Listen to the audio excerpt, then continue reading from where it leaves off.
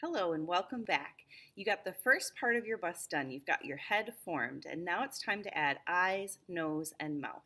Before you get started, you're going to want to have some good references of eyes, nose, and mouth from different angles, whether that's a plaster example like I have in my classroom, or it's multiple photos from the internet, or it's a mirror that you can set up near you while you're working to take a look at your own facial features to have references. It's really important to be able to look at these facial features from multiple different angles in order to sculpt them. You're also going to want to be patient with yourself. Pause the video often, do a step, rewatch sections, go back and forth through the video. Really use this as a teaching tool that you take at your own pace. Don't try to watch all 20 minutes and then do everything that was said. You're not going to have great success with that. So slow down, take your time, be patient with yourself, and enjoy the process, my friends. Our next step is adding eyes and nose and then mouth and chin to this piece. We're going to start with some very simple shapes. You're going to roll two spheres, make sure they're the same size. Mine were about the size of a small grape. And then you're going to shape those spheres into pieces that look like this. They're flat on the back. From the side, they're short on each corner, tall in the middle. In this direction, again, tall in the middle, short on the edges. And it basically looks like I took a lemon and cut that lemon in half. Okay, that's kind of what you're shooting for. Those are going to be our eyes. For the nose, you want to make a shape that goes from this line, the midline of the face, to about halfway down. That shape's going to look like this, basically a triangle. It looks kind of like a Muppet nose to start. Have some faith that it won't in the end. It is tall on the bottom, flat on the back, it comes down to a point, slight angle on this part. This would be where the nostrils will end up going. Okay? So you can see that shape. Then what you're going to do is score, slip, and add each of these pieces. This step is messy. Don't worry about being too perfect here. Make sure when you attach the eyes that you attach them at the same time. Each of these steps you want to take, do things at the same time. So I make each eye the same time. I apply them at the same time. It's going to look kind of like your bust is getting a suntan at in a booth and is wearing those weird glasses, and that's okay. We're just going to get things attached. When we put the nose on, we want to blend up into the forehead, down along the bridge, and down underneath. When I attach the eyes, and this is you're gonna feel like you're messing things up, but it's okay. I'm gonna take and I'm gonna just blend all the way around each eye. Blended the eyes, and like that, they clearly look funky, right? We're just gonna go in and try to smooth them out a little bit, fill that space a little bit more gracefully, so it doesn't look as much like there's a cliff going around each one. You still wanna make sure that they blend in above and below, and that there's good movement around them. We're just going for basic shapes right now. Think of the eye like a landscape. You're looking for rolling hills, no cliffs or mountains. On the nose, I'm going to look at it from the side, and I want to see a little bit of a incline here, moving up into space, so it doesn't go flat underneath. And then I'm going to round off the tip just a little bit. At this point, I'm just trying to smooth everything out and get ready for the next step. Even it up. All right, at this point in the process, I'm going to use a wooden tool like this, and I'm going to go in and I'm going to kind of start to define the shape of each eye and where the eyelids flow. If you're not used to drawing eye shapes, this is a great time to start to study them. Find some good images of eyeballs and eyes and notice the angles as things move across. Right now, we're still far from being done on these eyes. We've got to go in and make this eyeball itself look like it sits back from the eyelid. But before I do that, I want to start to get the eye on my left side of my face too. So I do, again, each step on the eye. I do one side with one step, the other side with one step, and I'm going to keep going back and forth. This will help me to maintain better symmetry in the long run. Again, I'm just drawing the basic shape on here. I'm not trying to mold the eye at this Once point. I've gone in and defined my eyelids, I'm going to carve my eyeball down and in. And I'm going to try to remember that the eyeball needs to tuck behind my eyelid. So I need to get rid of some volume. But I also need to remember that there's a roundness to an eyeball underneath this anatomy. So I don't want to lose the sense that this is a rounded structure under my eyelids. What I'm trying to achieve here is a sense that the eyeball is still round, but that the eyelids overlap it. Our eyelids protect our eyeballs and therefore go in front of and over them. At this point, what I'm going to do is I'm going to kind of work back and forth between nose and eyes as I refine shapes. You can see I've got the eyeballs back behind the eyelids at this point. So those eyelids could close and cover up the eyeballs. I want to make sure that it looks like the lids go over an eyeball and that eyeball continues underneath. What I'm looking for at this point is not that my eyes are exactly the same, but they're in basically the same position and angle and size. As far as the exact shapes of eyelids at this point, I'm not going to worry too much about that. I'm working from more general to less general. At this point, I'm going to start to work on the nose. I'm going to take this tool again, and I'm going to bring up each side of the nose a little bit so it comes down more to a point. I'm going to come in with my thumbs and kind of define the wings of the nose. So I'm taking my thumbs and I'm kind of pulling it around back here in the crease of the nose on each side. As far as the width of the nose, you want it to be about as wide. The outside of the nose should fit straight up into the corners of the eyes. I want to create more of a tip here, so I'm just using my fingers to make form and shape. The top of the nose is a little flatter, comes down into the bridge, bends around into the wings, tip of the nose through the center.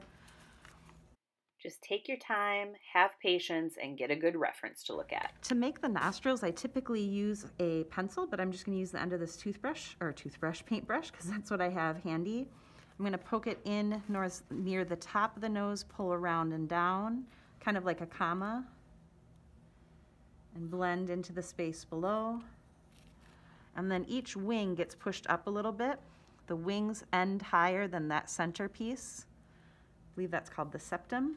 Make sure you have that tip lower than the wings and angled upwards. I'm turning and I'm looking at this nose from different directions. This is another great time to get some images to look at as you're sculpting these facial features to help you with them. Your nose is a great reference image. Go take a look at the mirror and notice how different landmarks on that nose compare. All right, I've got basic nose, basic mouth. There's refining to do on each. And at this point, I'm going to come in and I'm going to add lips and chin. And then I can go in and I can start to do final touches on all my facial features. I think it's really important with facial features that before you try to finalize any one facial feature, you've got the major landmarks in place. It's really, until you have all those things in place, it's hard to tell size. For the lips, I used to have students roll coils and add coils for the lips and blend them in. But too often what happened is our lips ended up looking like fish lips, poofy lips. So instead what I do now is we add just a volume of clay underneath the mouth and kind of a little hill, and then we carve it out of that. What you have to remember about lips is lips curve over your teeth, and your teeth kind of are circular, right? They start far out in front and then they pull back in towards your mouth or towards your cheeks. So we want the lips to stick out further in front and go back farther around. Now I know this looks ridiculous, but trust me, we'll get it where we need it to be. We'll probably also have to add some chin to the piece, and that is okay. We're gonna score and slip. And then I want you to build the upper lip in like so.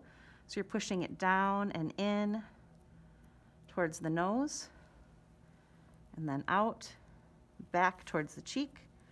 And then same basic process with the lower one.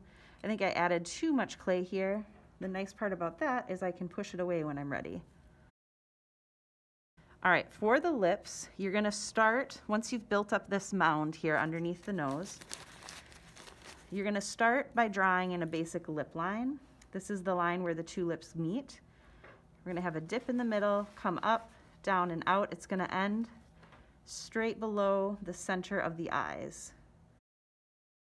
I'm going to take the same tool, I'm going to go right of center, and I'm going to push that upper lip up and away from my lip line.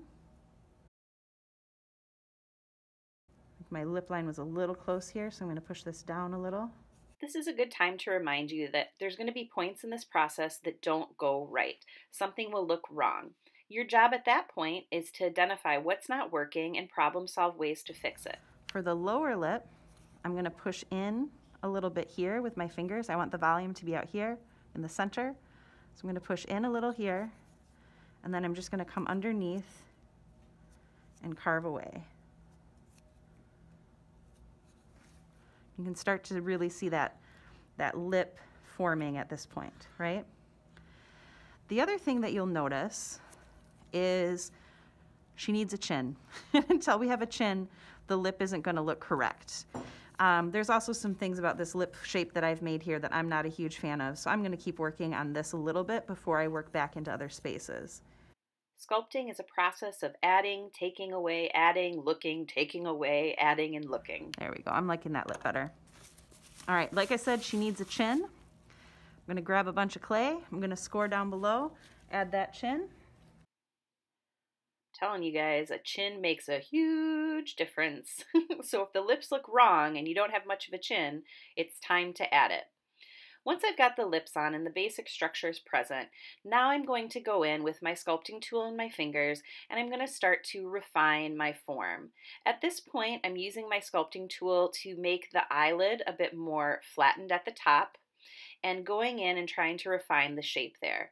I'm adding a tear duct, I'm slowly adding the crease in the eyelid, I am adding the crease underneath the lower eyelid as well.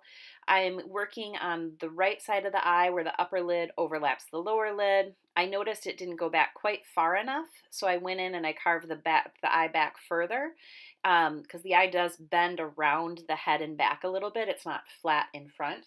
Here I'm working on cheekbone shapes and the shape of the cheek, coming back into the nose, refining the bridge there, and then I'm working left on my other eye. At this point, I am trying to get the two eyes to match each other a little bit better, and the eyelid on the left side was a little bit thick. So I'm taking some time to try to carve that back in some and get it to bend around the head like the eye on the right did as well.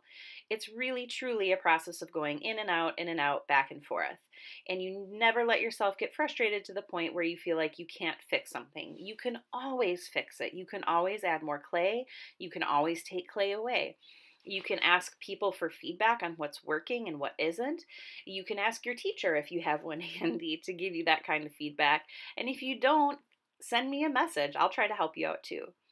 I decided I wanted my clay bust to look like she was smiling, so I'm going in and I defined the kind of creases around her mouth a little bit and brought them out so that there was a bit of a smile line in there. And I'm just kind of starting to smooth things in. I also wanted to give her a little more volume in her cheek. She was a little bit slender there, so I added some around that crease line. And I'm just refining that upper lip. It was a little bit sketchy at first and kind of cleaned that up. And like I've said before, this is a process of adding and taking away. Be patient. Know that things aren't going to be right the first time. It's going to take some time to get this piece to where you like it. And I'm also not looking for perfection at this point. I'm trying to get it pretty close before I add ears, eyebrows, and hair. That's all we're trying to do. We're seeing what we can make. We're trying our best and we're learning. This is a process of learning. At this point, I have the nose, eyes, and mouth basically where I want it for the moment. My eyes on this piece are a little wide space, and the flattening of my camera makes them appear even wider than they are in real life. There should be about one eye length between eyes, so if this eye is this long, there should be one here and one there, which I've hit pretty well, but they're just a little wide on the camera angle.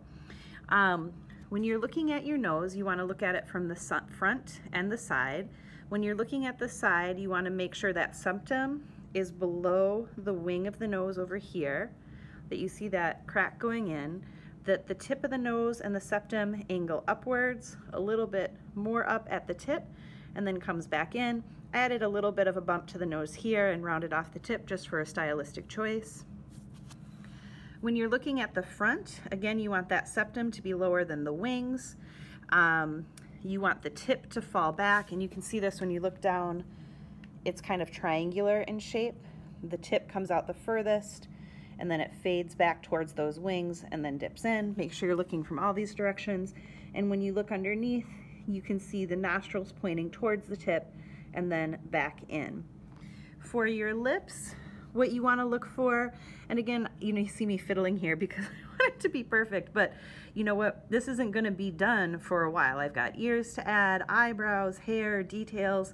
So if I get everything perfect on the face, I guarantee you there's going to get messed up in the process. So I'm getting it close to where I want it. For the lips, you want to make sure that the bottom lip sticks out just a hair more than the upper lip. The upper lip comes out like an awning, like a 45-degree angle from the skin above it. You don't want it to come out like a tube, like the lower lip. When you look at it from the side, you can see that lower lip is just slightly protruding a little bit more. This dip underneath the lower lip and into the chin is really important. You can also see that the corner of the lip is a lot farther back than the front. The reason for this is that mound of clay that I added in the beginning to get more volume here than here. You want the lips to fall back into the face, not go straight across the front. For the eyes, when you're looking at the eyes, you want to make sure that upper lid overlaps the eyeball, and the lower lid does as well. You want the inside tear duct to point down just a hair, and the lid to not really stick out from that very much. When you look at the side from the eye from the side, you should see it coming back into the head. You should see that lower lid or the upper lid falling back into the side of the head. And you can see the skin of the nose behind it and the cheek here kind of protruding and coming back. Make sure you're looking at all your facial features from multiple different perspectives. Look at things from the side, from the top, from the bottom, from the front. Really tilt that head around and double check all of your spaces. When you're done with those major facial features, you might do things like add a little more volume in the cheeks if the cheeks are looking a bit too slender. If you lost too much of your brow ridge, you might add some clay there. Play around with the shapes of things like chins. I added a little divot in mine, because why not? I added little dimples in her cheeks, because why not? It makes her look happier. But just have some fun with it, play with it, see what happens. You know, and remember the lovely thing about clay is you can change it as you go. If I think the tip of this nose is too fat, I can go in and make it skinnier. If I think it's too skinny, I can add clay and make it fatter. Just keep playing with your piece and see what happens. Have fun.